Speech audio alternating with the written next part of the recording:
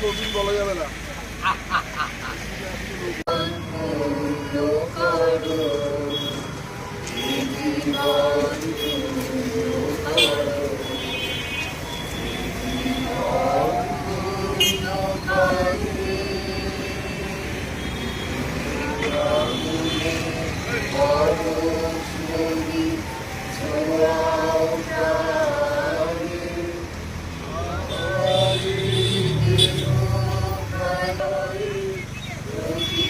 কবি রবীন্দ্রনাথ ঠাকুরের ৮৫তম তিরোধান দিবস।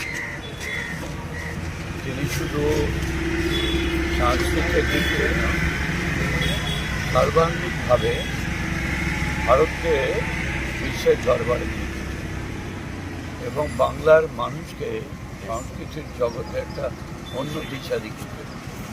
তার লেখা বইয়ে গীতাঞ্জলি যে নোবেল পুরস্কার আমরা পেয়েছিলাম, রবীন্দ্রনাথ ঠাকুরের স্বাধীনতার দিকেও তার মানসিকতা ছিল।